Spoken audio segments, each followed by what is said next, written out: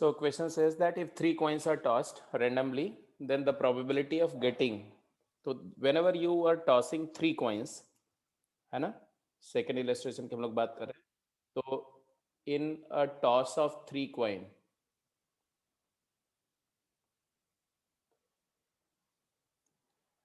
S जो होगा वो होगा तुम्हारा order triplet x y z such that x and y and z are the element of h comma t.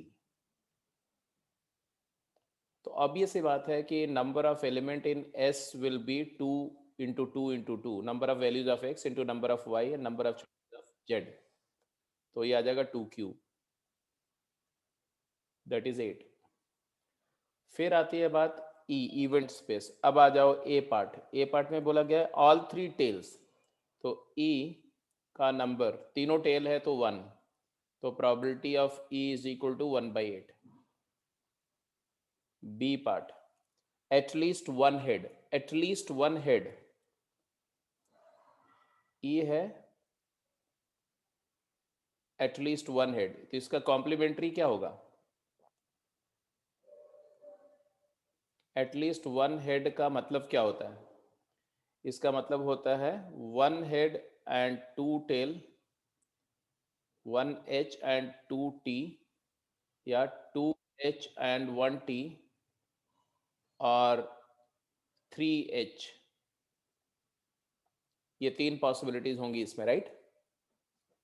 तो obviously इसमें जो इसका कॉम्प्लीमेंट्री इवेंट है उसमें एक ही पॉसिबिलिटी होगी, E bar. E bar is all tail, all tail, तो टी टी टी.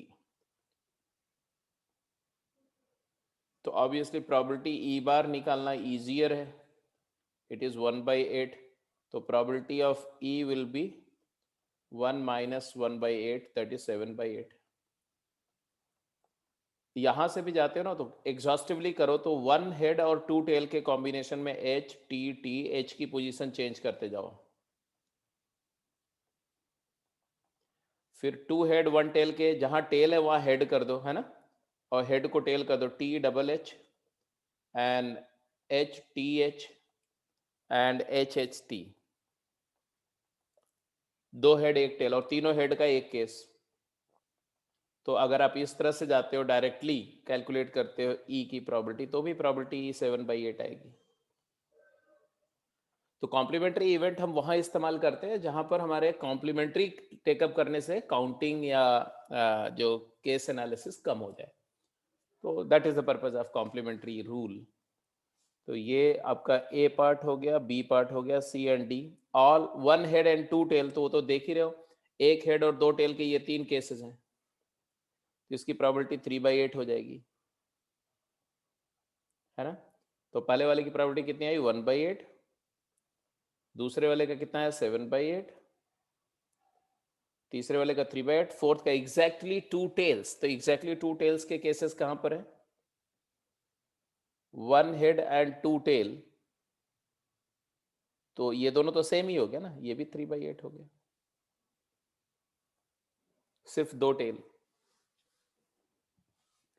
तो ये था फर्स्ट एंड सेकंड क्वेश्चन जो लास्ट क्लास में किया था, सेकंड हो गया. अब अगला क्वेश्चन फटाफट कैरी आउट करो. Yes, so there are two illustrations on this slide. illustration third and illustration fourth करना है आपको, फटाफट ट्राई करिए. थर्ड illustration क्या बोलता है? there are 3 red and 5 black balls in an urn. One ball is taken out at random from this urn. Then find the probability that the drawn ball is black, and also find the probability of getting different color balls when two balls are drawn randomly from the urn.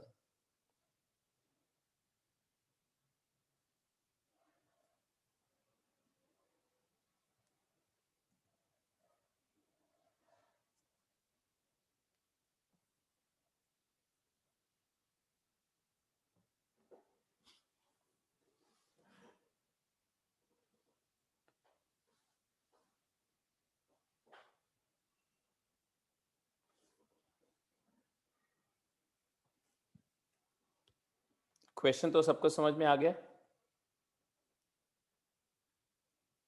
एक earn है, मतलब bag है, जिसके अंदर में 3 red और 5 black balls हैं.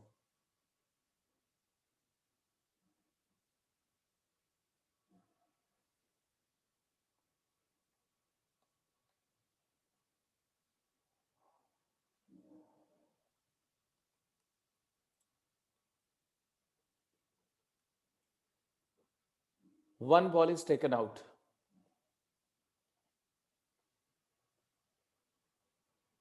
One ball is drawn.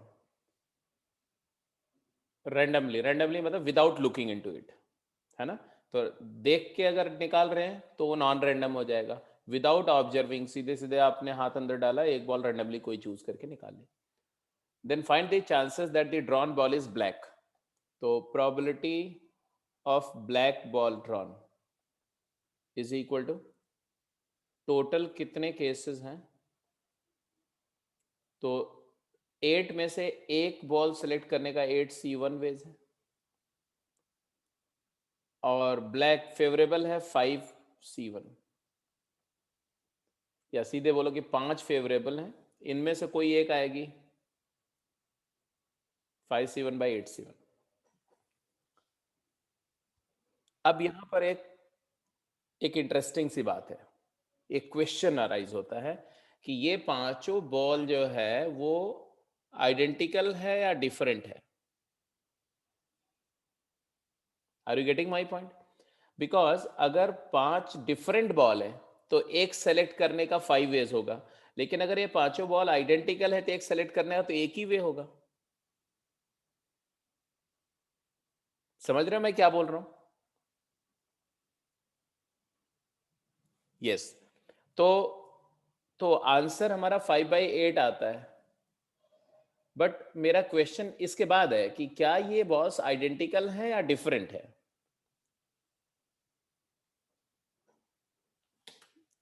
फटाफट आंसर करो, बताओ. रीत आप बताओ. Whether all 5 black balls are identical और different. What do you take? है तो आइडेंटिकल, है तो सारी सारी एक जैसी बिल्कुल. और 3 रेड बॉल भी एक जैसी हैं. इनफैक्ट 8 की 8 बॉल एक जैसी हैं, सिर्फ कलर में फर्क है. 3 रेड है, 5 ब्लैक है ना? So then why I have written 5C1 as 5. तो इस बात को समझो, ये इसलिए कर रहे हैं. अब यहां पर फंडामेंटल ऑफ प्रोबेबिलिटी तुम्हें सेंस समझ में आना चाहिए कि जब अगर हम कोई चीज को बिना ऑब्जर्व किए हुए, if you are blind right, and you are just taking out 1 ball out of 5, then all the balls are different. एक ब्लाइंड पर्सन के लिए सारे के सारे ऑब्जेक्ट अलग है ना. ये वाला भी अलग है. किसके लिए आइडेंटिकल है भाई? आइडेंटिकल बॉल किसके लिए होगा? जो देख रहा है. जब आप देख सकते हो तो रैंडम जब ड्रॉ होता है तो वहां पर सारे विदाउट लुकिंग इनटू इट, तो आपके लिए सारे ऑब्जेक्ट डिफरेंट है. 5 बॉल्स है तो 5 अलग अलग बॉल्स हैं, वो आपके लिए सेम बॉल्स नहीं रिगार्ड होंगी. ये पहली बात नोटिस करो हमेशा. अच्छा, दूसरी बात, अगर इसको एक्सपेरिमेंटली समझो कि 5 बॉल है तो चांसेस क्या है? ज्यादा हैं, ब्लैक आने के चांसेस ज्यादा हैं और रेड के कम है, राइट? अच्छा, 5 के बजाय अगर 6 बॉल कर दूं तो, और रेड को 2 कर दूं तो प्रोबेबिलिटी बढ़ जाएगी ना ब्लैक की. अगर एक रेड और 7 ब्लैक कर दूं तो प्रोबेबिलिटी बढ़ेगी कि नहीं? प्रोबेबिलिटी मतलब चांसेस, ब्लैक आने के चांसेस बढ़ जाएंगे ना. अगर सारे के सारे ब्लैक कर दो 8 के 8 हो तो ब्लैक आना सर्टेन हो जाएगा. इसका मतलब है कि अगर हम आइडेंटिकल बॉल्स ट्रीट कर रहे होते तो 5C1 5C1 1 ही होता, 6C1 भी 1 होता, 7C1 भी 1 होता. तो प्रोबेबिलिटी चेंज नहीं होती. तो ये सारे के सारे ऑब्जेक्ट क्या ट्रीट होंगे? डिफरेंट. तो यहां पर नोट करके इसको लिख लो. in case of random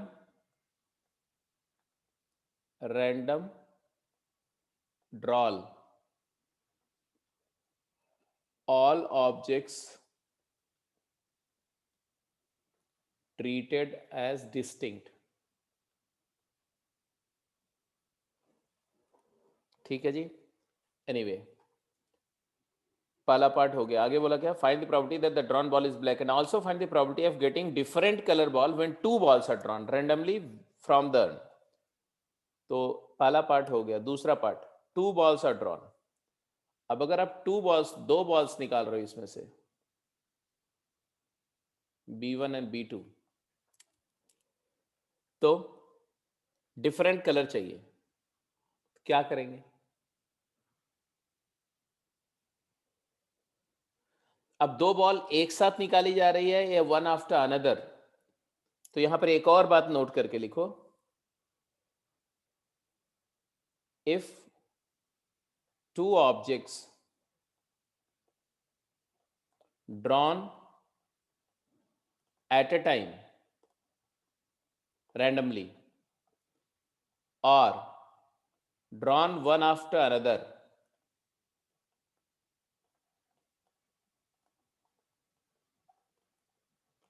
without replacement,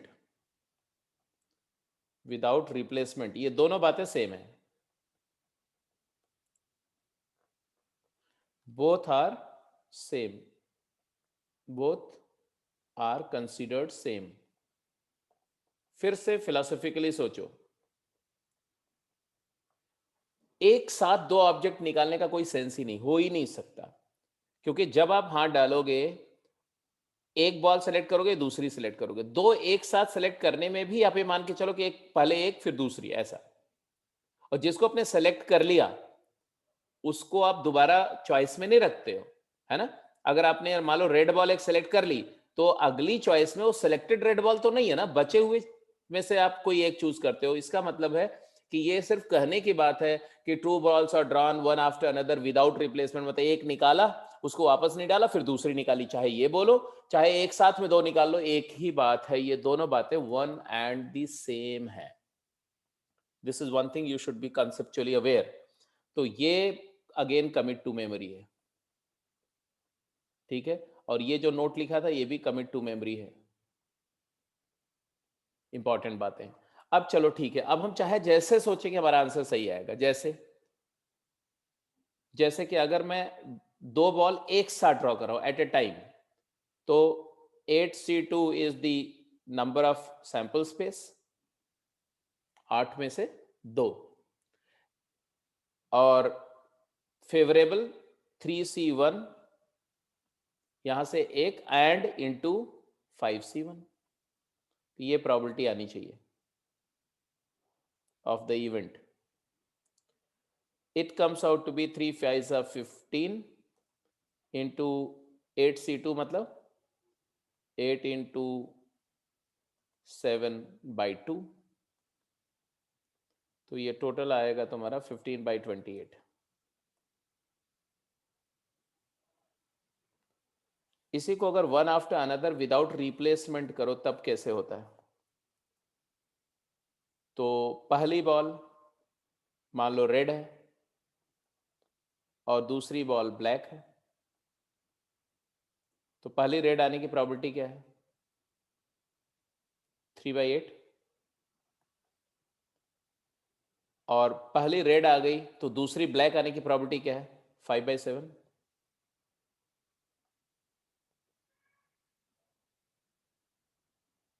ठीक है। अब इसको कैलकुलेट करो तो आएगा 15/56, विच इज नॉट सेम। तो यहां पर आप बोलोगे कि क्यों गड़बड़ क्यों आ रहा है, क्योंकि दोनों का आंसर तो सेम आना चाहिए। तो यहां पर सेम इसलिए नहीं आ रहा है कि ये कहां लिखा हुआ है कि फर्स्ट बॉल रेड होगी। दो, अगर डिफरेंट कलर की बॉल ड्रॉ हो रही है दो, तो दो बातें होंगी, फर्स्ट रेड सेकंड ब्लैक, और first black and second red.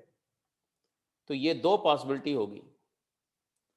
और मतलब एडिशन, क्योंकि ये दोनों एक्सक्लूसिव इवेंट है ना, ये इवेंट अलग है और ये इवेंट अलग है। ये होगी तो ये नहीं होगी, ये होगी तो ये नहीं होगी, तो इसको हम बोलेंगे यूनियन हो गया। तो इट इज इक्वल टू, ऐसे लिखोगे, probability of R1 and B2 plus probability of B1 and R2। तो ये आ गया तुम्हारा दिस, प्लस पहला बॉल ब्लैक आने की प्रोबेबिलिटी 5/8, और एक ब्लैक ड्रॉ कर लिया तो ब्लैक एक कम हो गई, ब्लैक कितनी बची 4, टोटल बॉल कितनी बची 7, उसमें रेड कितनी है 3, तो 3/7 हो गई अगली वाले को रेड होने की प्रोबेबिलिटी है ना। ये डिपेंडेंट है क्योंकि विदाउट रिप्लेसमेंट है ना, यहाँ लिखा हुआ विदाउट रिप्लेसमेंट। तो विदाउट रिप्लेसमेंट कर रहे हैं तो ये दोनों इवेंट एक दूसरे पे डिपेंड करेंगे तो मल्टीप्लीकेशन रूल लगेगा, लेकिन ऐसे लगेगा। तो अब जरा ऐड करो तो क्या है भाई 15/26 प्लस 15/26 56, तो ऐड करोगे तो आ जाएगा तुम्हारा वही 15/28। तो जैसा कि मैंने बताया कि drawing at a time and drawing one after another without replacement एक ही बात मानी जाएगी। तो अभी आपको ये फर्स्ट मेथड को फॉलो करना बेटा। सेकेंड वाला जब हम लोग कंपाउंड इवेंट करेंगे ना, तो वहां पर यूनियन इंटरसेक्शन की बात करेंगे, तो मतलब +2 वाले सेगमेंट में करेंगे, +1 में ये सब नहीं यूज करना है ये वाला। तो ऐसे करना है आपको, ठीक है। इसको ऐसे भी बोल सकते हैं कि पहली रेड एंड दूसरी ब्लैक कि कितने वेज हैं, तो पहला मतलब रेड ब्लैक और ब्लैक रेड, तो ये नंबर ऑफ ई जो लिखना है ना ऐसे लिख सकते हैं कि रेड ब्लैक की प्रोबेबिलिटी तो क्या हुआ, रेड के लिए कितने चॉइसेस हैं 3 और ब्लैक के लिए 5, और मतलब प्लस ब्लैक के लिए कितने चॉइसेस हैं 5 और रेड के लिए कितनी है 3, ये एन ही हो गया। एन एस क्या करेंगे, एन एस तो पहली बॉल के लिए कितनी चॉइस है 8 और दूसरी के लिए क्या है 7, है ना। अब यहां पर मैं परमुटेशन यूज कर रहा हूं, यहां पर कॉम्बिनेशन नहीं यूज कर रहा हूं। तो आपको क्या करना है ये भी इंपॉर्टेंट एक जगह नोट कर लेंगे अभी, कि अगर हम इवेंट स्पेस को काउंट करने के लिए अगर मैं परम्यूटेशन यूज करूंगा तो सैंपल स्पेस में भी परम्यूटेशन यूज करूंगा। अगर इवेंट स्पेस में कॉम्बिनेशन यूज करेंगे तो सैंपल स्पेस में भी कॉम्बिनेशन यूज करेंगे। मतलब number of sample point count करते समय डिफरेंशियल ट्रीटमेंट नहीं दे सकते कि इवेंट स्पेस में हम परम्यूटेशन कर रहे हैं और सैंपल स्पेस में कॉम्बिनेशन, तो गलत हो जाएगा। दोनों में सेम, या तो दोनों में कॉम्बिनेशन फॉलो करेंगे या तो दोनों में परमुटेशन फॉलो करेंगे। समझ में आ रही बात। तो ये तीसरा पॉइंट भी नोट कर लो। यहां पर भी देखो जब हमने दोनों में परमुटेशन फॉलो किया, ये ना दोनों में एनई और एनएस दोनों में परमुटेशन फॉलो किया, देखो तो भी प्रॉपर्टी वही आएगी, कितना 15 + 15 30, 30/56, यही वाला आ गया ना, यही आंसर आ जाएगा फिर से, ठीक है। तो ये भी एक जगह फाइनली नोट कर लो। क्या नोट करना है जी, तो एक नोट और लिखो भाई फटाफट।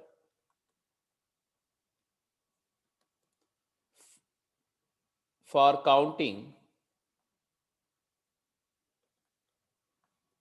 n of e event space and n of s both, same method has to be used, same method or sample points shall be used।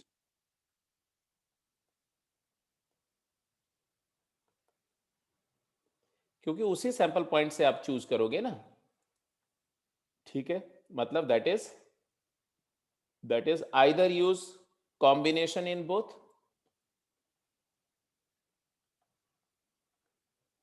either use combination for both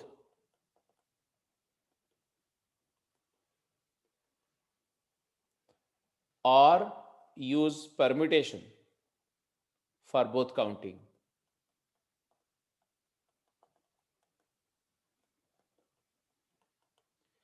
अब बेटा ऐसे समझो ना आप, भाई सैंपल स्पेस ही है ना, sample space की काउंटिंग करेंगे आप। अच्छा सैंपल स्पेस के लिए अगर आपने एस सैंपल स्पेस काउंट किया तो उसके लिए जो एंटिटीज को आपने सैंपल पॉइंट चूज किया वो एंटिटीज थोड़ी चेंज कर सकते भाई। तो सैंपल स्पेस के लिए आपकी चॉइस है कि आप परम्यूटेशन के फॉर्म में लो या कॉम्बिनेशन के फॉर्म में लो। अगर आपने सैंपल स्पेस को परम्यूटेशन लिया और वहां से नंबर ऑफ एस निकाला, फाइंड कर लिया, अब जब आप इवेंट स्पेस में कॉम्बिनेशन यूज करोगे तो कुछ ड्रॉप कर जाओगे, कुछ सैंपल पॉइंट आपके लिए यूजलेस हो जाएंगे, तो वो मिस हो जाएंगे, है ना। और अगर सैंपल स्पेस में कॉम्बिनेशन यूज किया और इवेंट में परमुटेशन कर लेंगे, फिर वही गड़बड़ है, आप इस सैंपल स्पेस को ही चेंज कर दे रहे हो। तो सैंपल स्पेस चेंज नहीं कर सकते, सैंपल स्पेस पहले डिसाइड कर लो भाई कि आप कॉम्बिनेशन से करेंगे कैलकुलेट या परमुटेशन से करेंगे। तो एक बार कंफर्म कर लो बात समझ में आ गई कि नहीं, just give me your consent कि ये बात समझ में आ गई या कोई डाउट है? अगर डाउट है तो अपने आप को अनम्यूट करके और पूछो। तो 3 इंपॉर्टेंट नोट मैंने बताए, कौन कौन से? 3 इंपॉर्टेंट बातें मैंने बताई, कौन कौन सी, जल्दी बताओ। तो पहली बात तो मैंने ये बताई कि रैंडम परफॉर्म कर रहे हो कोई चीज को, रैंडमली कोई चीज को ड्रॉ कर रहे हो, तो सारे के सारे ऑब्जेक्ट आपके लिए डिफरेंट ऑब्जेक्ट हैं। हर ऑब्जेक्ट की अपनी अलग आइडेंटिटी है, डिफरेंट है, इंस्पाइट के वो सारे बिल्कुल मार्बल्स हैं, सारे एक जैसे हैं, फिर भी बिना देखे हुए आप ड्रॉ कर रहे हो तो आपको क्या पता कि वो सारे एक जैसे हैं? तो सारे डिस्टिंक्ट ट्रीट होंगे, डिफरेंट, है ना? पहली बात। दूसरी बात मैंने क्या बताई कि अगर एक से ज्यादा ऑब्जेक्ट को ड्रॉ कर रहे हो किसी कंटेनर से या किसी ग्रुप से, तो एक साथ कई सारे ऑब्जेक्ट को उठा लेना एक तरीका है, और उन्हीं ऑब्जेक्ट को एक के बाद एक करके उठाना बिना रिप्लेस किए हुए, ये दोनों बातें एक ही हैं। आप दोनों मेथड से जा सकते हो, आंसर सेम आएगा। तीसरी बात, तीसरी बात क्या बताई मैंने कि सैंपल स्पेस और इवेंट स्पेस के अंदर जो सैंपल पॉइंट हम यूज कर रहे हैं, favourable sample point and total sample point, तो सैंपल पॉइंट की काउंटिंग का मेथड एक होना चाहिए, और वो सैंपल पॉइंट हम परम्यूटेशन के फॉर्म में ले रहे हैं तो दोनों में परम्यूटेशन के फॉर्म में लेंगे, और कॉम्बिनेशन के फॉर्म में ले रहे हैं तो दोनों में कॉम्बिनेशन के फॉर्म में लेंगे, डिफरेंशियली नहीं ट्रीट करेंगे। ये 3 इंपॉर्टेंट बातें मैंने बताई, किसी भी क्वेश्चन को करते समय यूज होंगे, इसलिए ये आपको याद रखना होगा। I hope it is okay. वैसे मैंने आपको अनम्यूट करने का ऑप्शन दिया हुआ है, अपने आप को म्यूट करके रखेंगे, लेकिन आप बीच में कुछ भी क्वेरी हो तो तुरंत पूछो, क्वेश्चन से रिगार्डिंग कुछ भी, है ना? तो लेट्स मूव अहेड, अगले क्वेश्चन पे चलते हैं। क्वेश्चन नंबर 4, क्या बोला जा रहा है? If 2 dice are thrown, find the probability of number shown आता हूं। जैसे ही बोला 2 डाइस आर थ्रोन, है ना? तो फोर्थ इलस्ट्रेशन में पहले तो सैंपल स्पेस क्या हुआ? तो sample space in a throw of 2 dice, sample space is x, y such that x and y both are the natural numbers from 1 to 6.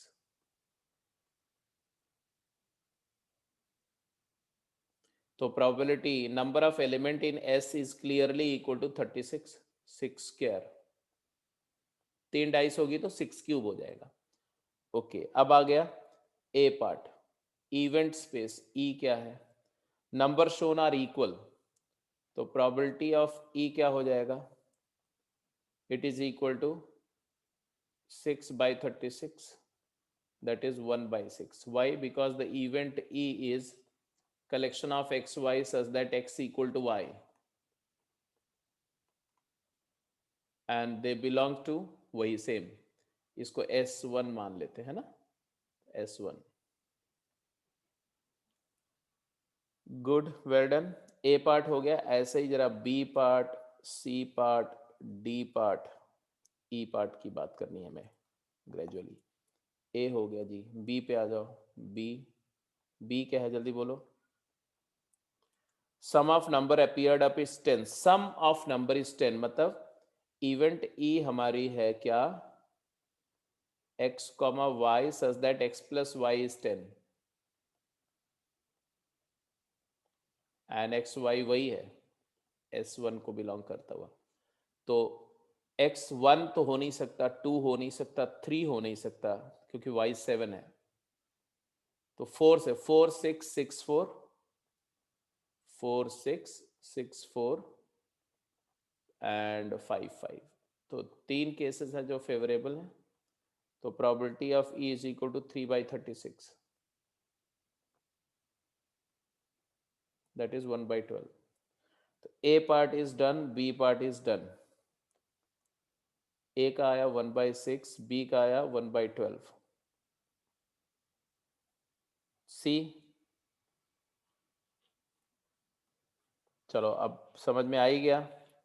Some of the number appeared up is greater than 10, तो greater than 10 में maximum सम क्या हो सकता है 12, तो greater than 10 का मतलब है सम इज 11 और 12। तो सी पार्ट में जो इवेंट स्पेस हमारा होगा वो क्या होगा, 11 समेशन के लिए 5 6 6 5 और 12 के लिए 6 6, तो again number of element E is equal to 3, तो प्रोबेबिलिटी हो गई 3/36 1/12, तो यहाँ भी प्रोबेबिलिटी 1/12 भी आएगी।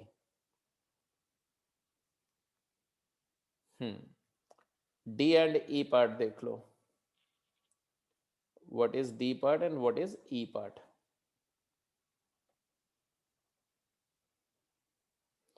number appeared on first dice is even, तो यहां पर जो हमारा इवेंट E है वो होगा x, y, where x belongs to 2 4 6 and y can be anything 1 से लेके 6 तक। तो obviously number of element in E will be equal to x की 3 चॉइस है और y के 6 चॉइस है, तो 18 हो गया। तो probability of the event E will be equal to 18/36, that is 1/2। इसको ऐसे ही बोल सकते हैं भाई कि फर्स्ट डाइस पर इवन नंबर आना इक्वली लाइकली है, 3 इवन है 3 ऑड है, तो इवन आना और ऑड आना सेम चॉइस है, और सेकंड डाइस पर कोई रेस्ट्रिक्शन है नहीं, कुछ भी आ सकता, तो ऑब्वियसली डायरेक्टली 1/2 बोल सकते हो।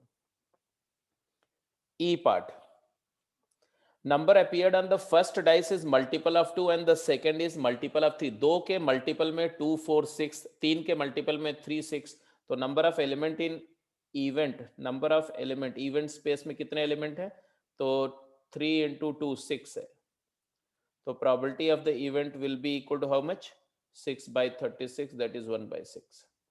सभी बच्चों को क्लियर है बेटा, बिल्कुल स्ट्रेट अवे था, प्रॉब्लम में कोई दिक्कत तो नहीं आई किसी क्वेश्चन में।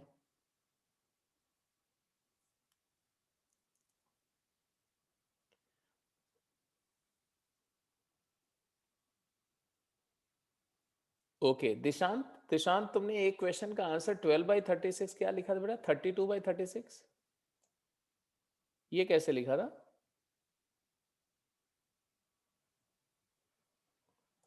थर्टी टू बाई 36 कैसे लिखा था बेटा?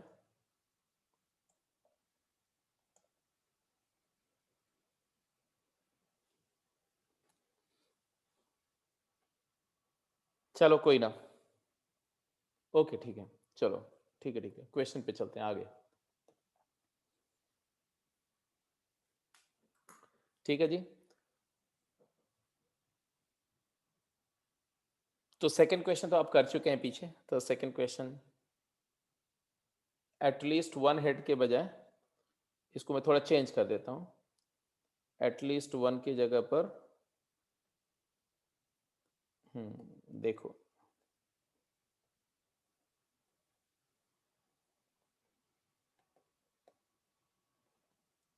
At most one head. ठीक है, चलो फटाफट आंसर करो।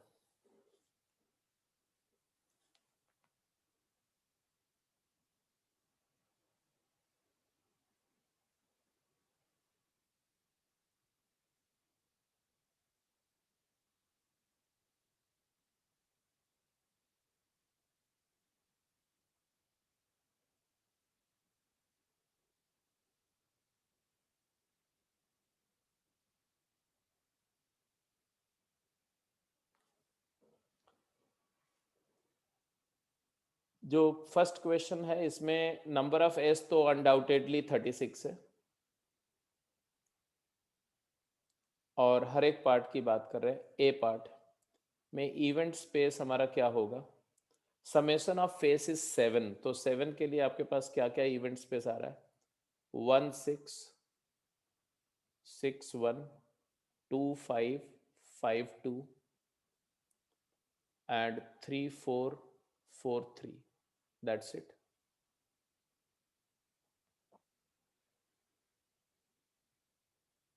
तो टोटल 6 केसेस है, तो probability of the event is 1/6। अब दो इवेंट डिफरेंट है बट उनकी प्रोबेबिलिटी सेम हो सकती है, आई होप यू एग्री क्योंकि दो इवेंट अगर इक्विवेलेंट है, अगर उसके अंदर नंबर ऑफ एलिमेंट सेम है तो प्रोबेबिलिटी सेम आएगी। तो probability is not related with the event, it is related with the number. Frequency, जैसे कि लास्ट क्लास में किसी ने बोला, मानसा ने बोला था कि probability is a frequency of event.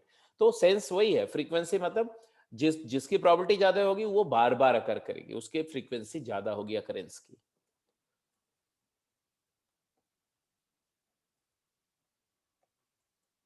B part,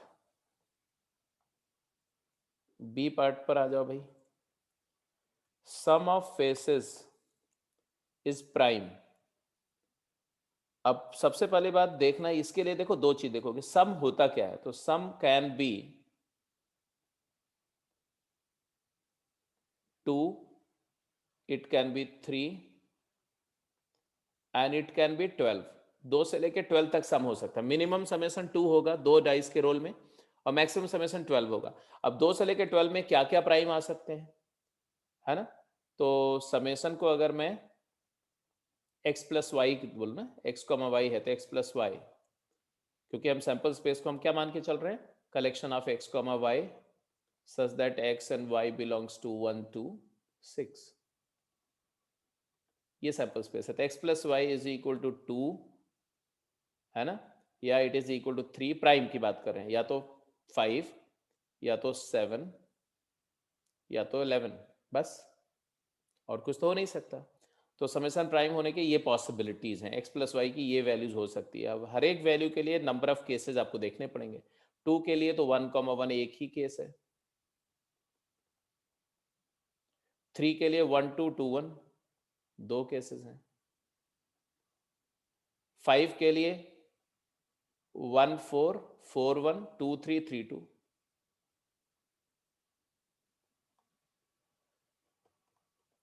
और 7 के लिए अभी जस्ट पहले केस में काउंट किया था 6 केसेस हैं। तो मैं सबका नंबर लिखते जाऊं ना, तो यहां पर जो नंबर है, नंबर 1 आया 1, यहां पर इस केस में नंबर 2 आए, 2 नंबर ऑफ सैंपल पॉइंट है। इस केस में सैंपल पॉइंट कितने आएंगे, तो 4 है। इस केस में सैंपल पॉइंट कितने आए, 6 है। और इस केस में 6 5 5 6 2 आएंगे। तो एन एस एन ई क्या आएगा हमारा, एन ई जो है total, if you add all these 1 + 2 3 3 and 10 13 to 15, तो n E is equal to 15, and therefore probability of occurrence of the event E is equal to 15 by 36, that is 3 5 are 15, 3 12 are 5 by 12 is the probability answer। ये second case का answer 5 by 12 आ गया। पहले का answer 1 by 6 था, second का answer 5 by 12 है। Third पे जाओ भाई, फर्स्ट हो गया, सेकंड हो गया, थर्ड एंड फोर्थ, क्विक जल्दी आंसर करो।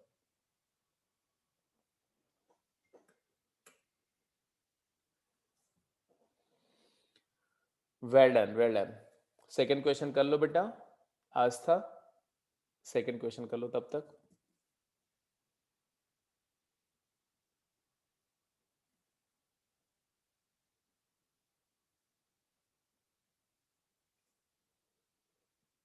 अब देखो बेसिकली आपको परम्यूटेशन कॉम्बिनेशन आना चाहिए।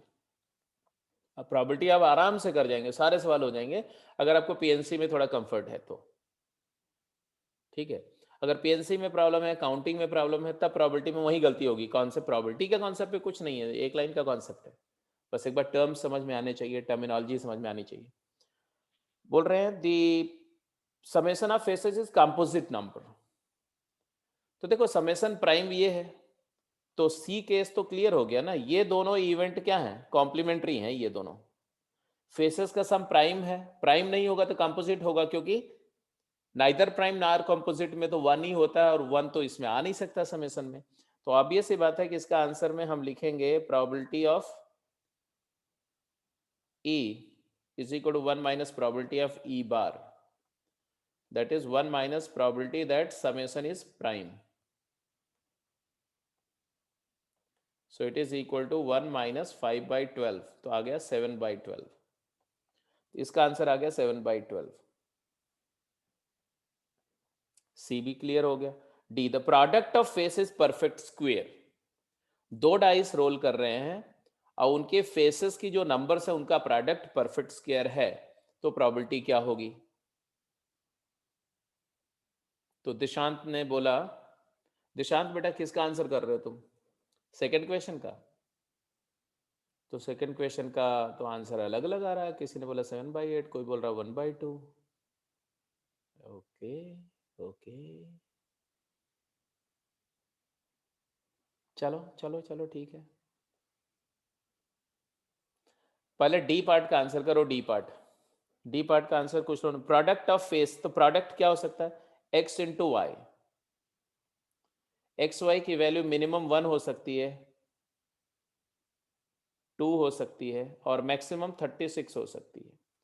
अब 1 से लेके 36 में परफेक्ट स्क्वायर क्या क्या हो सकता है ना? वही हमें काउंट करना है। तो हम कुछ ऐसे काउंट करेंगे। Let me put it like this, इसको हटा देते हैं। चलो ये सारा तो आपने नोट कर लिया, तो let me B free from all these cases,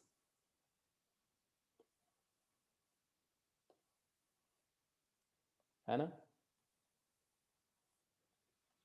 तो मैं बात कर रहा हूँ एक्स वाई की वैल्यू 1 है, परफेक्ट स्क्वायर, तो x into y is equal to 1 एक केस है, x into y is equal to 4 एक केस है, x into y is equal to 9 एक केस है, and x into y is equal to 16 एक case है, and x into y is equal to 25 एक case है, और x into y is equal to 36 एक केस है। तो product of faces can be this, any of these. X y 1, तो इसमें तो एक ही केस आएगा 1,1, एक ही ऑर्डर सैंपल पॉइंट है। एक्स वाई 4 में 1,4,4,1,2,2, 1,4,4,1 एंड 2,2, तो 3 सैंपल पॉइंट फेवर करेंगे। एक्स वाई 9 में तो एक ही आएगा 3 एंड 3। एक्स वाई 16 में भी एक ही आएगा 4,4। एक्स वाई 25 में भी एक ही आएगा 5,5। एक्स वाई 36 में भी एक ही आएगा 6,6। Any doubt? So if you count all of them, this is 1, 2, 3, 4, 5, 3, 8. So number of element in E is equal to 8. Any 8 आ गया, और ns तो 36 है ही, तो probability of the event E will be equal to 8/36, that is 4 2s are 8, 4 9 2/9 is the answer. तो ये answer भी maximum बच्चों ने सही किया था, 2/9। अब जरा सेकंड क्वेश्चन में बोला गया 3 क्वाइन है, तो ns तो क्लियर है, यहां पर 8 है, और event E at most 1 head, ज्यादा से ज्यादा एक हेड होना चाहिए, मतलब 0 हेड हो सकता है तो तीनों टेल हो सकता है, या एक हेड और 2 टेल के केसेस हो सकते हैं। तो कितने केसेस 1 हेड एंड 2 टेल के होंगे? 2, 3, 1 हेड एंड 2 टेल। अब 2 हेड अलाउड नहीं है, 3 हेड अलाउड नहीं, तो number of element E is equal to 4, and therefore probability of occurrence of E is equal to 4/8, so it is 1/2। Dishant तुमने 7/8 कैसे निकाला था बेटा, ये मुझे समझाओ। सेकेंड क्वेश्चन का आंसर 7/8 कैसे निकाला था?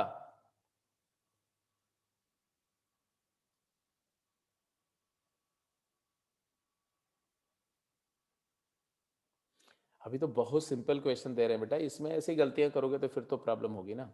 चलो एक क्वेश्चन का आंसर करो। क्वेश्चन क्या है? क्वेश्चन मैं लिख रहा हूं, फटाफट आंसर करिए। फाइंड, नहीं ऐसा लिखो, if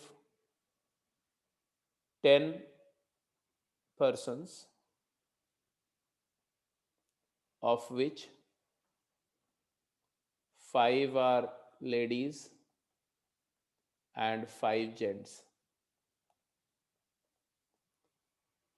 are randomly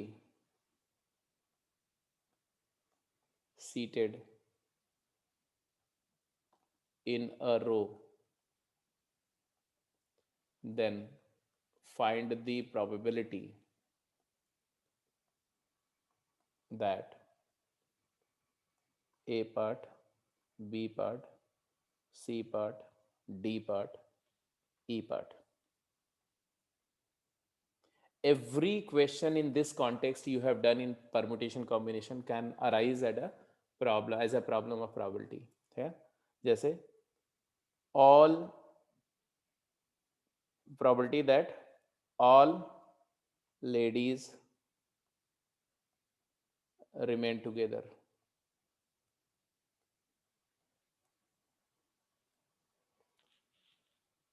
All gents lie together.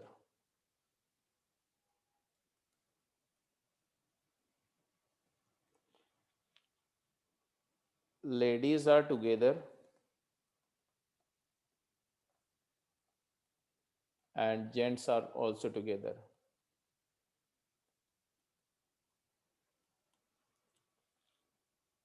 Ladies and gents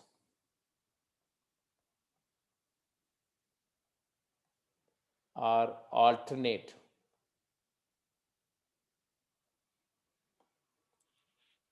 No two ladies are together.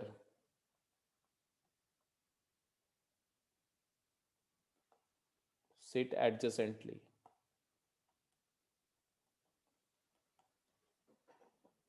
ये क्वेश्चन है.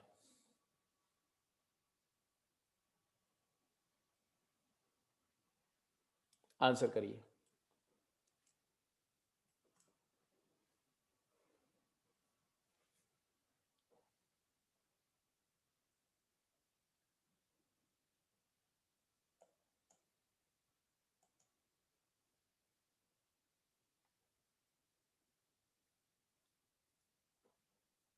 सबसे पहले तो इस कॉन्टेक्स्ट में NS तो क्लियर ही है. NS, how many ways the 5 ladies and 5 gents can be seated in a row? 10 factorial. तो सैंपल स्पेस क्लियर है. अब वो जो 10 फैक्टोरियल परम्यूटेशंस हैं एक रो में, उसमें से इस पॉसिबिलिटी की प्रोबेबिलिटीज बतानी है. तो हर एक के लिए ए पार्ट के लिए एन ई क्या होगा? N E. All ladies are together. क्या करेंगे बेटा ऑल लेडीज टुगेदर के केस को कैटर करने के लिए? Number of ways. ये L1, L2, L3, L4, L5, इसको आप एक ऑब्जेक्ट बनाएंगे. यही करते थे ना. और इसको एक मानेंगे, L एज्यूम कर लेंगे. इसके अलावा बाकी सारे क्या है? G1, G2, G3, G4, G5. इनको अलग अलग ऑब्जेक्ट ट्रीट करेंगे. तो टोटल कितने ऑब्जेक्ट हुए? How many object you can observe now? तो there are these 5 and this 1 as 6. इसको एक ऑब्जेक्ट ट्रीट करेंगे ना. 6, तो 6 ऑब्जेक्ट हो गए. अब ये 6 ऑब्जेक्ट को परम्यूट करो. कितने परम्यूटेशन होंगे? तो 6 फैक्टोरियल. बट इस हर एक परम्यूटेशन में ये जो 5 ऑब्जेक्ट है, ये आपस में, पांचों लेडीज को आपस में कितने वे से सफल करेंगे? 5 फैक्टोरियल. ये हो गया how many ways are there out of total 10 factorial. How many ways are there in which all the ladies are kept together, they're not separated, right? So in that case probability of the event E turn out to be क्या हो जाएगा? 6 factorial into 5 factorial upon 10 factorial, which is equal to 5 into 4 into 3 into 2 upon 10 into 9 into 8 into 7. 6 factorial ऊपर नीचे से cancel हो गया. अब यहाँ से देखो तो 5 और 2 से 10 कैंसिल हो जाएगा, और 4 3 12 और 72, तो 6 7 1/42 is the answer. This is the first part. So I hope now you could gather your skills जो आपने उस समय करी थी परमुटेशन कॉम्बिनेशन में. तो just recall everything and do it. इससे क्या होगा कि एक बार वो कॉन्सेप्ट आपको रिकॉल भी हो जाएंगे, परमुटेशन का रिवीजन भी हो जाएगा. ठीक है. तो BCDE करो. तो मैं सोच रहा हूँ ना कि जैसे ही अब जितना आप कर लेंगे, अभी आप एग्जाम दे लो, फिर जैसे ही हम लोग +2 स्टार्ट करेंगे तो पहले प्रोबेबिलिटी फिनिश कर लेंगे. Because probability does not include any new idea of plus 2. It includes only and only permutation, combination and binomial theorem. दोनों आपने पहले किया हुआ है तो आपके लिए बहुत आसान होगा प्रोबेबिलिटी को जेई एडवांस लेवल तक खत्म करने में. तो पहले हम लोग प्रोबेबिलिटी कर लेंगे, फिर वेक्टर करेंगे, सॉरी मैट्रिसेस एंड डिटर्मिनेंट करेंगे, और फिर हम लोग आगे बढ़ेंगे, वेक्टर 3D करते रहेंगे, क्योंकि डिटर्मिनेंट करने के बाद हम लोग वेक्टर 3D आराम से कर सकते हैं, और साथ के साथ कैलकुलस स्टार्ट हो जाएगी आराम से फंक्शन.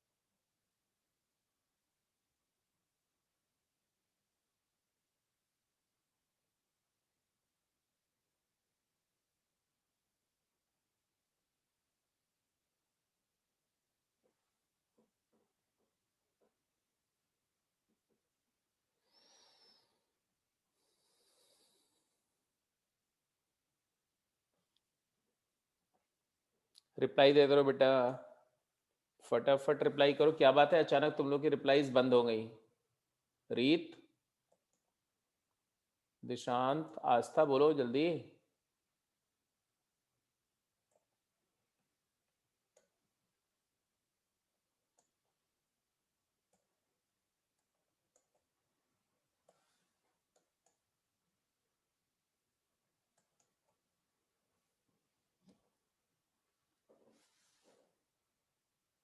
ऑल गर्ल्स लाई टुगेदर, ऑल जेंट्स लाई टुगेदर. इसका भी वही आंसर आएगा, क्योंकि 5 जेंट्स है तो 5 जेंट्स को एक साथ ले लेंगे, तो इसका आंसर भी सेम आएगा, सेम 1/42. इसका भी 1/42. तीसरे में ladies are together and gents are together. हाँ, वेरी करेक्ट, वेरी करेक्ट. तो इसमें जो आपका प्रोबेबिलिटी एनी जो होगा, है ना, ये सी पार्ट में, वो हो जाएगा तुम्हारा number of veg when L1, L2, L3, L4, L5 को एक ऑब्जेक्ट मान लोगे, और G1, G2, G3, G4, G5 को भी एक ऑब्जेक्ट मान लोगे. इन दोनों को आपस में अरेंज करने के 2 फैक्टोरियल वेज, म्यूचुअली 2 ऑब्जेक्ट को 2 फैक्टोरियल वेज है, और म्यूचुअली लेडीज को अरेंज करने के लिए 5 फैक्टोरियल वेज, और जेंट्स के आपस में 5 फैक्टोरियल. ये आ गया. तो प्रोबेबिलिटी ऑफ ई यहाँ पर भी कैलकुलेट करेंगे तो क्या आएगा, your answer comes out to be 2 into 5 factorial का होल स्क्वायर बाई 10 फैक्टोरियल. तो इसमें भी देखो तो बात वही आ जाएगी, 2 multiplied by 5, 4, 3, 2 upon 10 into 9 into 8 into 7 into 6. तो 2 5 जा 10 कर देना, 4 3 जा 12, 24 है ये, और ये 9 8 जा 72, तो 3 आ जाएगा, तो 7, तो ये आ जाएगा तुम्हारा 1/3 into 42.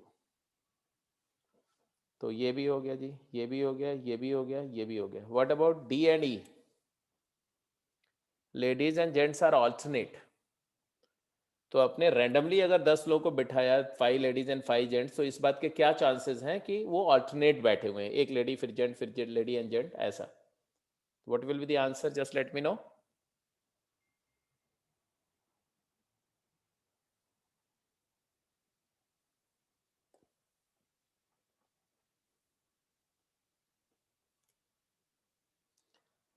तो लेडीज एंड जेंट अगर ऑल्टरनेट हैं तो क्या पॉसिबिलिटी है? तो या तो एक पॉसिबिलिटी है कि L1 G1, L2 G2, L3 G3, L4 G4, L5 G5. अब इसमें हम क्या कर सकते हैं, हम जेंट्स को जेंट्स के साथ इंटरचेंज कर सकते हैं, शफल कर सकते हैं, और लेडीज को लेडीज के साथ में शफल कर सकते हैं, ऐसे. तो ऑब्वियसली ये आएगा 5 फैक्टोरियल वे से जेंट्स को आपस में और 5 फैक्टोरियल वे से लेडीज को आपस में। बट ऐसे 2 केसेस होंगे। अभी ये केस है जब लेडीज से अरेंजमेंट स्टार्ट हो रहा है, ऐसे अगर जेंट से स्टार्ट होगा तो 2 टाइम्स डिवाइडेड बाय 10 फैक्टोरियल, तो वही आंसर इसका भी आएगा। अब इसमें एक तरीका ऐसा होता है कि भाई चलो लेडीज को अरेंज कर दो L1, L2, L3, L4, L5, कितने वे से? 5 फैक्टोरियल वे से। और ये जो वैकेंट प्लेसेस हैं इनमें जेंट्स को अरेंज कर दो। तो 6 प्लेसेस है तो 6 फैक्टोरियल। कुछ लोग ऐसे कर जाते हैं, लेकिन उसमें एक दिक्कत होगी। दिक्कत क्या होगी कि ये जो 6 प्लेसेस में जब जेंट्स को अरेंज करोगे ना, तो 5 प्लेसेस ऑक्यूपाई होंगे, एक छूट जाएगा। जो एक मिडिल वाला छूट जाएगा तो 2 लेडीज साथ में भी आ सकती है, इसलिए वो केस ऑल्टरनेट वाला नहीं होगा। ठीक है, तो इसका ध्यान रखना पड़ेगा। तो आंसर यही आएगा, ये वाला। ये नहीं करना है इस केस में। अब आ जाओ अगले अगले पार्ट पे। No two ladies are together, इसका आंसर क्या आएगा? No two ladies are together,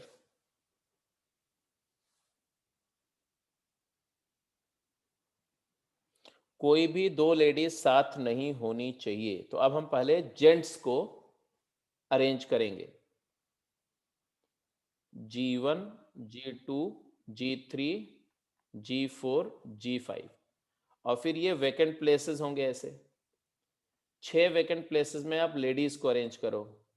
तो पहले जेंट्स को अरेंज करने के 5 फैक्टोरियल वेज, और 6 प्लेसेस में लेडीज को अरेंज करने के लिए 6p5 वेज या 6 factorial veg divided by 10 factorial veg. ये प्रोबेबिलिटी हो जाएगी E।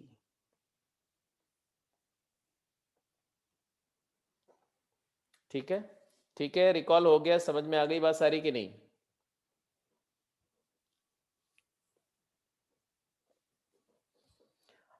इन दोनों में फर्क क्या है ये मुझे बताओ। इस केस में और इस केस में क्या फर्क है? दोनों का आंसर अलग है। दोनों में फर्क क्या है?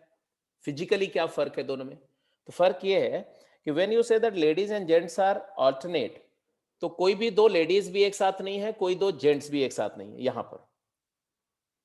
ठीक है, जबकि यहां पर no 2 ladies can lie together but 2 gents can come together. जैसे अगर यहां पर एक लेडीज आ गई, एक लेडी यहां आ गई, और फिर 2 लेडीज 3 लेडीज यहां इंटरमीडिएट प्लेस को ऑक्यूपाई कर रही, तो ये वाला प्लेस वेकेंट हो जाएगा, वेकेंट रहेगा।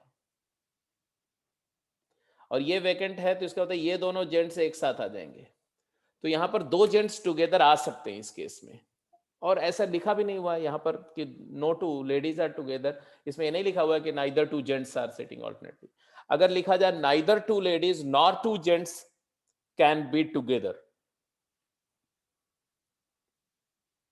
है ना, neither 2 ladies can be adjusted nor 2 gents, तब उस केस में ये वाला आंसर आ जाएगा, ऑल्टरनेट वाला केस आ जाएगा। ठीक है जी, तो I hope this is okay.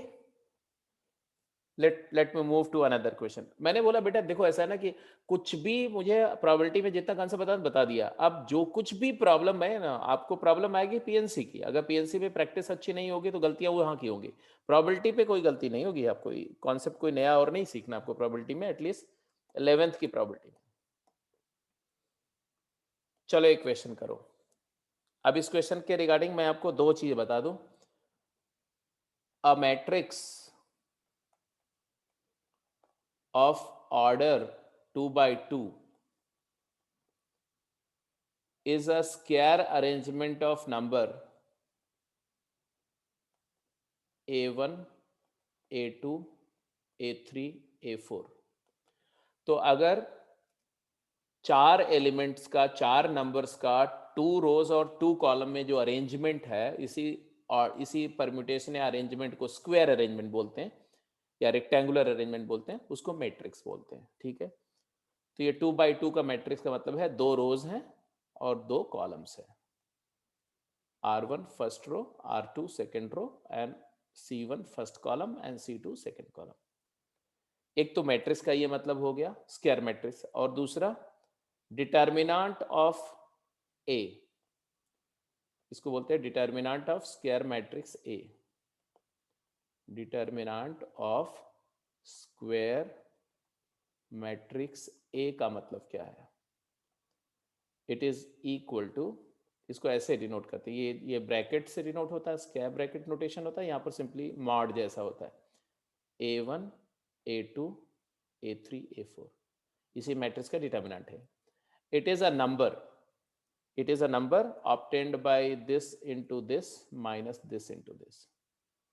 A1 A4 principal diagonal का प्रोडक्ट माइनस ऑफ डायगोनल का प्रोडक्ट A2 A3। तो ये प्रिंसिपल डायगोनल की नंबर को मल्टीप्लाई करो माइनस ऑफ डायगोनल वाली नंबर को मल्टीप्लाई करो, ये जो नंबर आएगी A1 into A4 minus A2 into A3, this number is called determinant of this matrix. ठीक है, अभी सिर्फ इतनी बात इस क्वेश्चन में यूज करना है आपको। और singular determinant matrix, singular matrix का मतलब क्या होता है? Singular matrix, if a square matrix has its determinant 0, if square matrix has its determinant 0,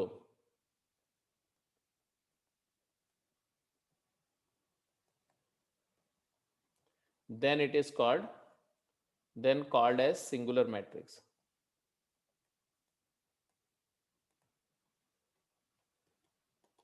तो सिंगुलर मैट्रिक्स वो स्क्वायर मैट्रिक्स होता है जिसके डिटर्मिनेंट की वैल्यू 0 हो। तो इसमें यही तीन बातें यूज हो रही हैं, बाकी आपको काउंटिंग करना है सिंपली। चलिए देखते हैं कि कौन कौन इस क्वेश्चन को कर पाएंगे।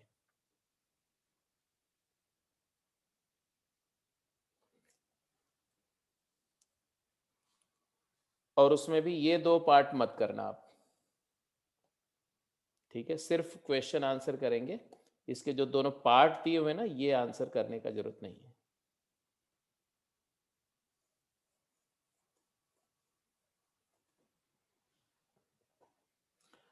A second order matrix A are formed by element 0 and 1। 0 और 1 का इस्तेमाल करके 2 बाई 2 का एक मैट्रिक्स बनाया गया। Find the probability that its determinant is 0। इस बात के क्या चांसेस हैं कि वो मैट्रिक्स सिंगुलर मैट्रिक्स बन जाएगा? तो सबसे पहले तो आपको बताना है कि 2 बाई 2 के कितने मैट्रिसेस बनेंगे।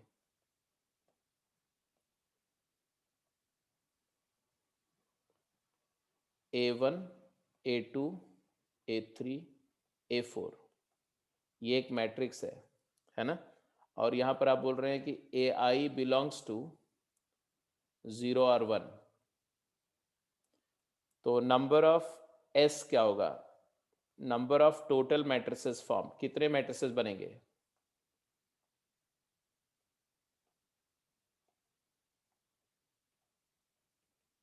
मतलब कितने अरेंजमेंट हो सकते हैं ऐसे, जब आपको पता है कि किसी भी एलिमेंट की जगह पर या तो 0 रख सकते हैं या तो 1। तो it is equal to number of choices of A1 into number of choices of A2 into number of choices for A3 into number of choices for A4। क्यों? क्योंकि ये चारों एंट्री अगर फिल करोगे तभी जाके, जैसे मान लिया हमने ऐसा लिख दिया 0 1 0, तो ये मैट्रिक्स थोड़ी बना। तो जब तक हम चारों एंट्री को फिल नहीं करेंगे मैट्रिक्स नहीं बनेगा। किसी भी एंट्री को फिल करने के दो वेज हैं, तो ऑब्वियस सी बात है कि 2 इंटू 2 इंटू 2 इंटू 2, तो कितना हो गया? 16। तो टोटल 16 मैट्रिसेस फॉर्म होंगे, जैसे 0 0 0 1 0 0 0 0 1 1 1 0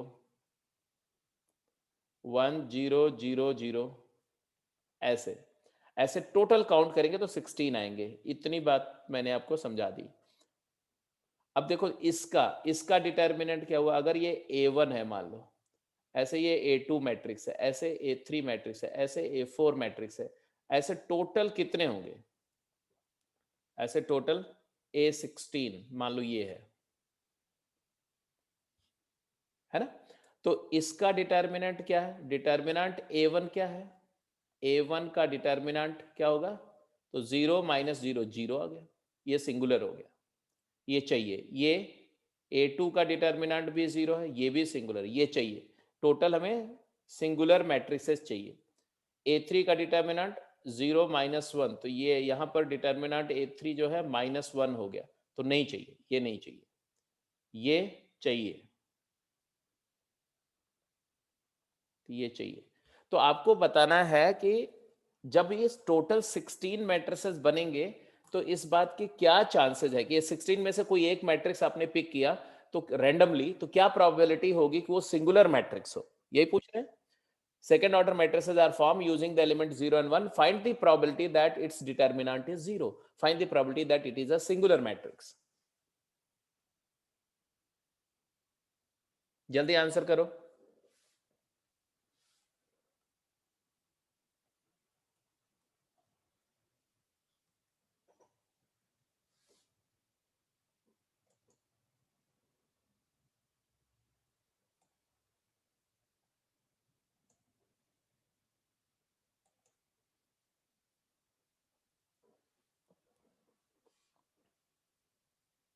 सिंगुलर होने के लिए सबसे पहले ये सोचो कि काउंटिंग सिस्टमेटिकली कैसे करेंगे।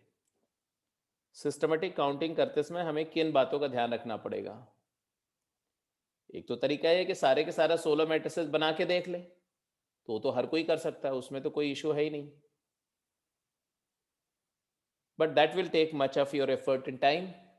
तो सिस्टमेटिक काउंटिंग में देखो, मैं ये बोलूंगा कि देखो, जो कैटेगराइज करो, तो ऑल 0, 4 0 एंड 3 0 एंड 2 0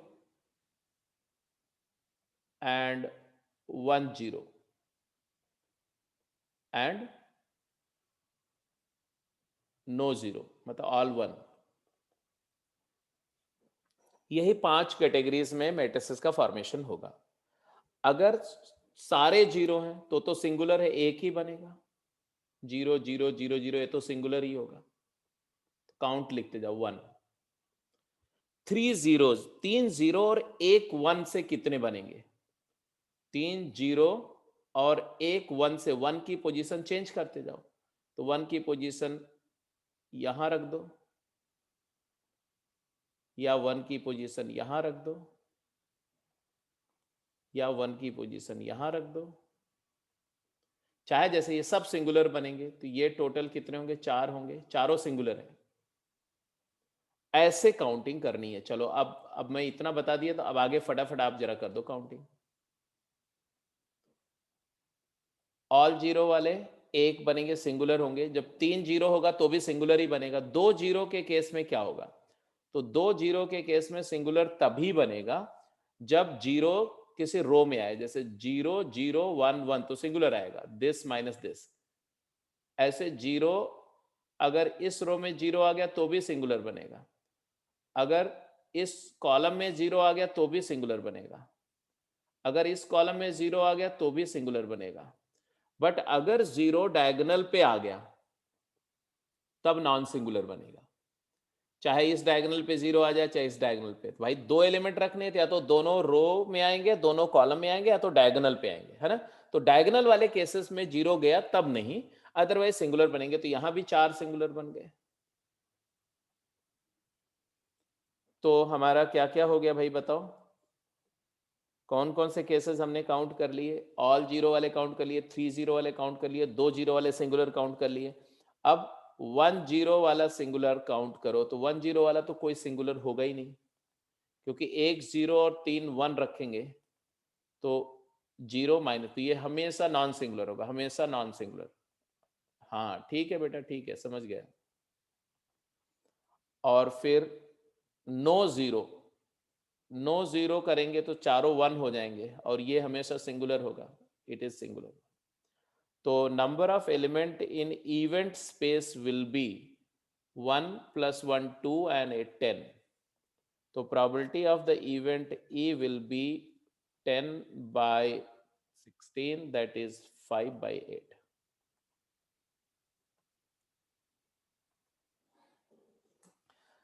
तो प्रोबेबिलिटी की प्रॉब्लम में वैरायटी मिलेगी आपको, तरह तरह की प्रॉब्लम्स मिलेंगी। ऐसी बात नहीं है कि बहुत ही मोनोटोनस एक टाइप की प्रॉब्लम मिलेंगी। जितने तरह की परमुटेशन की प्रॉब्लम बन सकती है, हर एक के कॉरस्पॉन्डिंग प्रोबेबिलिटी की प्रॉब्लम बन सकती है। ठीक है, तो चलो कुछ क्वेश्चन और देखते हैं।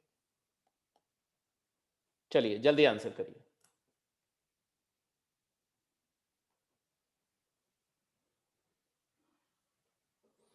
तो दो एक सम कर लेते हैं, कुछ क्वेश्चन आपको मैं सेंड कर देता हूँ, आप कर लेंगे। ठीक है, एनसीईआरटी सारी कर जाओ, और भी कहीं से जितनी प्रॉब्लम मिले करते रहो, कोई दिक्कत नहीं है। इसके बाद प्रोबेबिलिटी का जो डिस्कशन होगा वो +2 स्टार्ट होने पर होगा, आपके एग्जाम के बाद। क्वेश्चन है, a word is selected randomly out of all the 6 letter words formed by letter of the word banana, taking all at a time. Find the probability that 2n do not appear adjacent. अब सबसे पहले तो ns क्या होगा बताओ। A word is selected randomly out of all 6 letter of words formed by the letters of word banana, मतलब इसके letters के सारे के सारे 6 लेटर को लेकर के वर्ड बनाए जा रहे हैं 6 लेटर के। तो ns is equal to number of 6 letter words formed.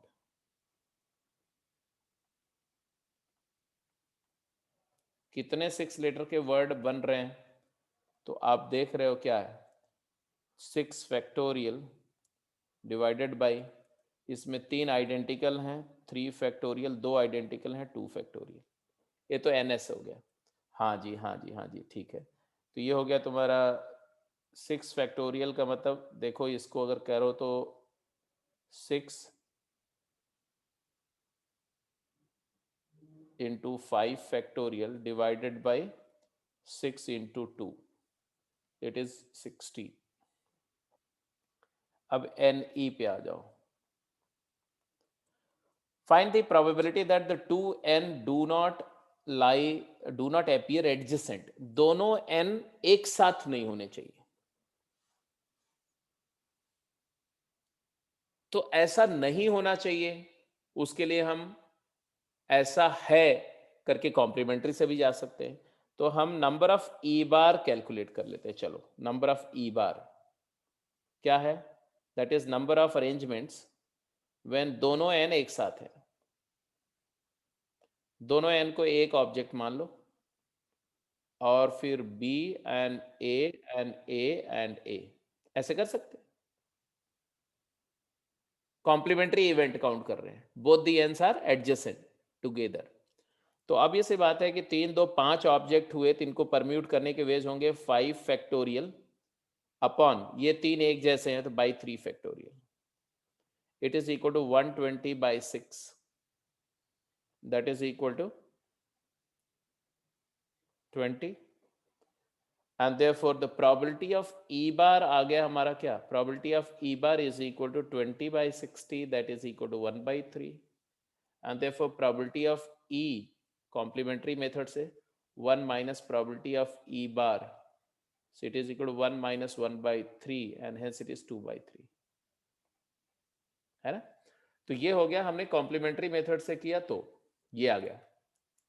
अच्छा, डायरेक्ट करते तो कैसे करते, डायरेक्ट मेथड से करते तो कैसे करते भाई। तो डायरेक्ट मेथड अगर हम कॉम्प्लीमेंट्री मेथड नहीं यूज करते, तो जब दो ऑब्जेक्ट एक साथ नहीं आने चाहिए तो गैप मेथड, है ना। तो यहां पर ई को काउंट करने के लिए हम ऐसे करते कि पहले बी और ए और ए और ए, इनको परम्यूट करते कितने वे से भाई बोलो। इनको परम्यूट करने के लिए 4 फैक्टोरियल अपॉन 3 फैक्टोरियल वेज हैं। अब इनमें ये वैकेंट प्लेसेस हैं कितने, 5। ये 5 वेकेंट प्लेसेस जो आ रहे हैं आपके, ये 5 वेकेंट प्लेसेस में अगर हमें 2n को प्लेस करना हो, 2n को कितने वे से, 5 में से 2 सेलेक्ट करो, 5C2। बट वो सेलेक्टेड प्लेसेस में दोनों n आइडेंटिकल है, तो एक ही तरीके से प्लेस कर सकते हैं। तो ये जो आएगा आंसर तुम्हारा क्या आएगा देखो, 4 फैक्टोरियल बाई 3 फैक्टोरियल, तो 4 होता है, 4 मल्टीप्लाइड बाई 10, तो आ गया 40। तो प्रोबेबिलिटी ऑफ ई अगर यहां से कैलकुलेट करेंगे तो आ जाएगा 40/60, दैट इज 2/3। देख वही आंसर है। तो it hardly matters whether you go by the direct method और कॉम्प्लीमेंट्री रूल। ये वाला रूल हमारा क्या है? ये हमारा कॉम्प्लीमेंट्री रूल हमने यूज किया था, कॉम्प्लीमेंट्री रूल। तो कॉम्प्लीमेंट्री रूल से भी वही आंसर आया, डायरेक्ट मेथड से भी वही आंसर आया। ठीक है जी, डन। समझ में आ रहा है ना? फोर्थ क्वेश्चन क्लियर है? एक बार बेटा फोर्थ क्वेश्चन पे कंफर्म कर दो कि दोनों मेथड जो मैंने आपको बताए वो क्लियर है।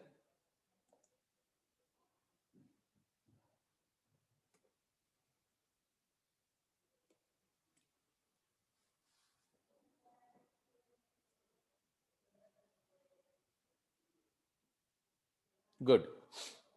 सो shall I take few more questions? कुछ और क्वेश्चन करें? Yes yes, okay okay. तो इसको नोट कर लिया, तो मैं इसको चेंज कर रहा हूं, ठीक है?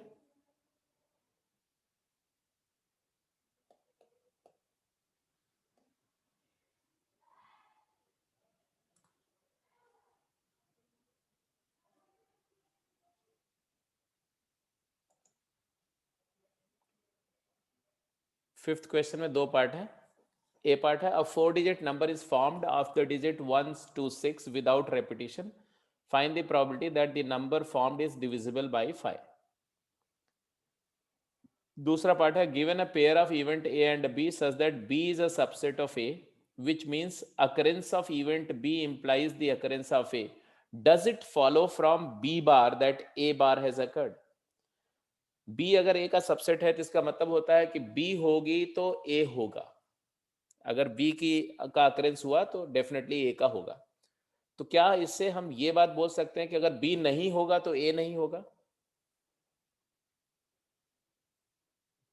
ये बताना है। तो कंसेप्चुअल बात है थोड़ी सी, ठीक है? ये दोनों क्वेश्चन करिए चलिए फटाफट। तो आपको ये दोनों क्वेश्चन के लिए मैं 3 मिनट का टाइम दे रहा हूँ। 3 मिनट्स, टेक योर टाइम।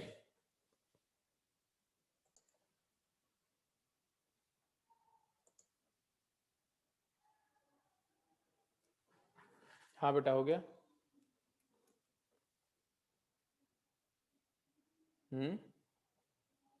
किसी का नहीं हुआ? चलो पहले देखो फटाफट, देखो ए पार्ट। ए पार्ट में 4 digit number is formed by using the digit 1 2 3 4 5 6 without repetition. तो पहली बात तो यह है कि 4 डिजिट की टोटल कितनी नंबर बनेगी? पहले टोटल कितनी नंबर बनेगी ये काउंट कर लेते हैं हम लोग। तो इसमें कोई जीरो है नहीं, तो नंबर ऑफ एस जो होगा वो 6 डिजिट का इस्तेमाल करके, 6 डिफरेंट डिजिट का इस्तेमाल करके बिना रेपिटेशन 4 डिजिट की नंबर कितनी बनेगी? 6 ways into 5 ways into 4 ways into 3 ways. तो 6p4, that is 6 factorial upon 2 factorial, that is 360। या ऐसे रहने दो, क्या फर्क पड़ता है ना?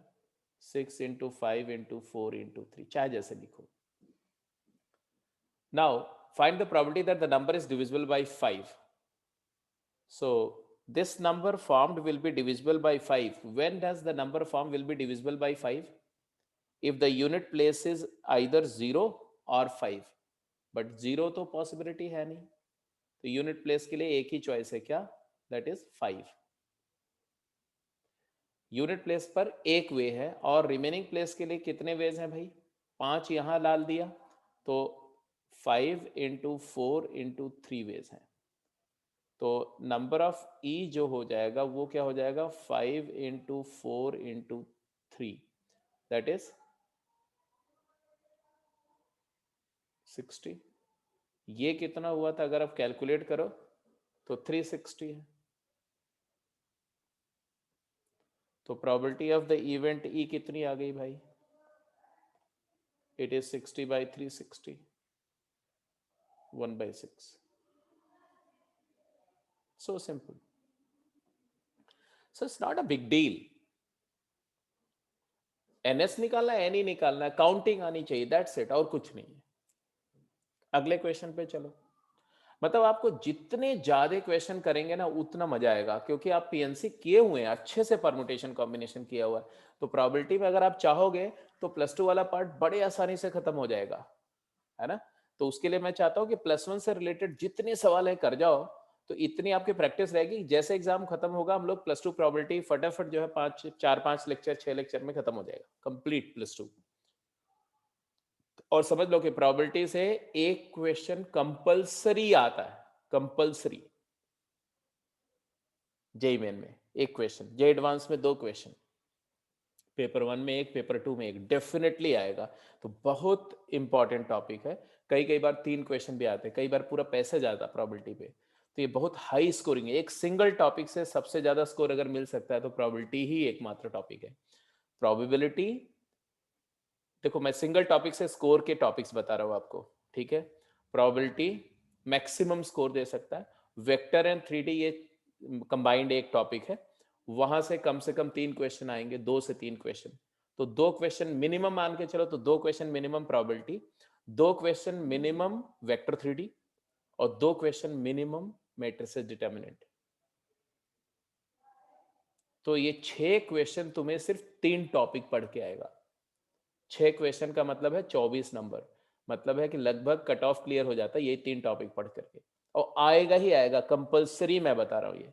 तो इसलिए ये टॉपिक सबसे पहले खत्म कर देने चाहिए, ये सब टॉपिक को। आगे चलिए, B part. Given a pair of event A and B such that A is a subset of B. तो ये लो भाई, ऐसे बता दिया। ऐसे 2 सिचुएशन की हम लोग बात करेंगे, ठीक है। अब लो, A is a subset of B, तो ऑब्वियस ही बात है कि A सबसेट है और B सुपरसेट है, ऐसा कुछ है सिचुएशन। तो अगर A B का सबसेट है तो ऑब्वियस ही बात है कि A के सारे सैंपल पॉइंट B में होंगे, है ना। A के सारे सैंपल पॉइंट B में होंगे।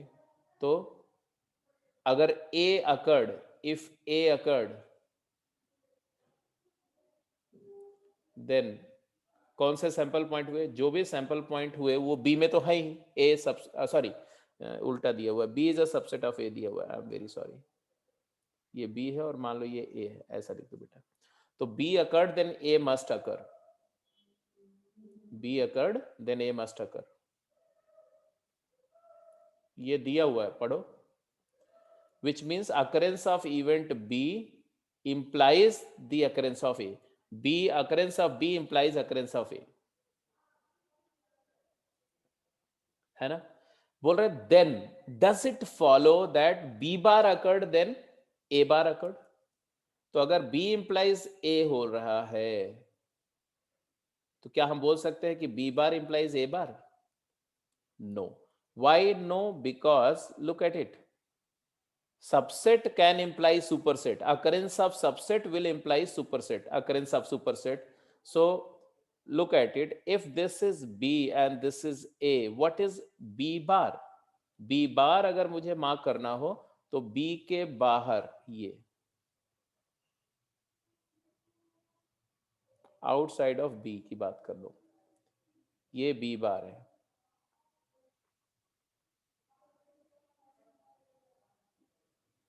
और A बार क्या है? तो A बार भी मार्क कर देता हूं मैं, A bar, A bar is everything that lies outside of A.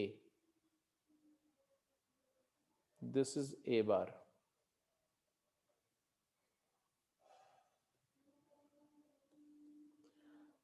तो B बार येलो कलर से है, is a subset of A bar? No. B bar is not the subset of A bar. क्योंकि जिसको मैं A बार बोल रहा हूं वो ऐसे शेडेड रीजन है, जिसको मैं B बार बोल रहा हूं वो ऐसे शेडेड रीजन है। तो ऑब्वियसली येलो वाला जो है,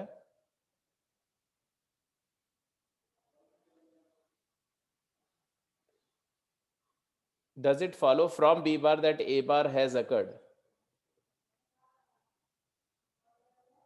हाँ, मैंने गड़बड़ कर दिया ना, ये फिर से वही वाली मिस्टेक करी ना, यहाँ पर बी है ना, ये छोटा वाला बी था ना, ये बड़ा वाला ए था। Just make the correction, this is B and this is A. तो ये जो है तुम्हारा ए बार हो गया और ये बी बार हो गया।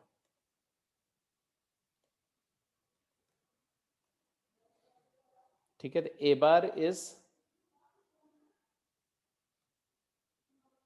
subset of b bar.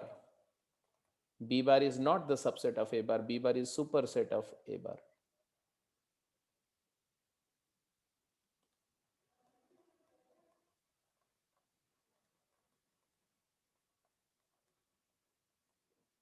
ठीक है, तो B bar is not a subset of A bar. तो अगर B implies A है तो B bar does not imply A bar. क्या imply करेगा? B implies A, then A bar will imply B bar. B का होना मतलब if B happened then A happened. इसका मतलब क्या है? A bar do not happen then B bar cannot happen. तो जो सबसेट है वो सुपरसेट को इंप्लाई करता है। तो आप देख सकते हो यहाँ पर कि बी बार जो है वो लाइंड ट्रेस से है और ए बार जो है वो येलो कलर का ट्रेस है ना। तो येलो कलर वाला ब्लू शेड वाले का क्या है? सबसेट है, ना कि ब्लू शेड वाला येलो का सबसेट है। इसलिए ब्लू शेड वाला येलो वाले को इंप्लाई नहीं कर सकता, येलो वाला ब्लू शेड वाले को इंप्लाई कर सकता है। तो जैसा मैंने बताया था आपको ना कि in probability, in theory of probability we will very rigorously use Venn diagram. खूब फ्रीक्वेंटली यूज करो, एब्सोल्युटली। आगे भी चलेंगे, आगे भी बहुत कंडीशनल प्रोबेबिलिटी में भी हम लोग वेन डायग्राम यूज करेंगे। तो वेन डायग्राम को खूब फ्रीक्वेंटली यूज करो फ्री माइंड से, कोई दिक्कत नहीं। सो ये कुछ क्वेश्चंस हैं, ठीक है। ये 2 क्वेश्चंस अब मैं आपको स्क्रीनशॉट शेयर कर दूंगा। आज की क्लास को ये प्रिंट कर रहे हैं। तो ये प्रोबेबिलिटी का जो 11th वाला पार्ट है बेटा, वो मैंने कवर कर दिया, कॉन्सेप्ट हो गया, क्वेश्चन भी कुछ कर लिए, 20-25 सम्स कर लिए। बाकी कुछ क्वेश्चन आप जो है पूरे एनसीईआरटी कर जाओ, कोई भी बुक फॉलो करो उसको पूरा कर जाओ। कुछ क्वेश्चन मैं आज शेयर कर दूंगा, उसको कर लेना, ठीक है। तो आज की क्लास यहीं पर क्लोज करते हैं। इसके बाद हम लोग फिर एक क्लास लगाएंगे ट्रिगोनोमेट्री का, रिवीजन का। अभी थोड़ा सा बचा हुआ कुछ क्वेश्चन और करेंगे और फिर अगर आपको कुछ देखता हूँ कि उसके बाद आपकी क्लास ये एग्जाम वगैरह का क्या सिचुएशन है, तो जरूरत पड़े पर क्लास लगेगी, नहीं तो अब कोई क्लास नहीं लगेगी,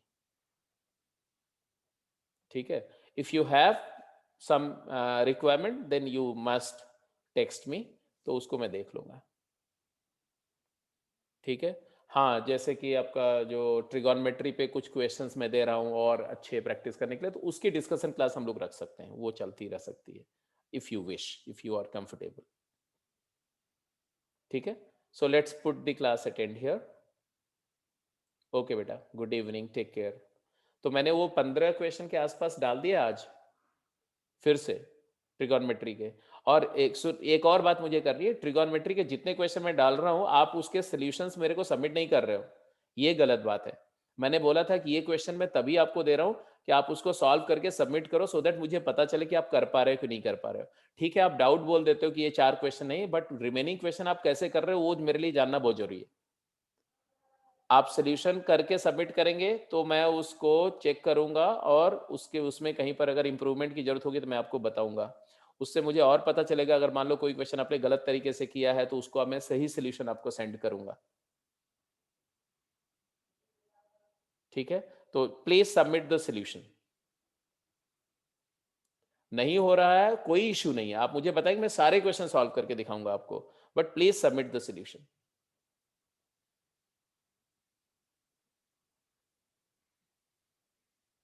ठीक है। अलग से आप ग्रुप पे मत डालो, आप अलग से मेरे को व्हाट्सएप कर दिया करो, ठीक है।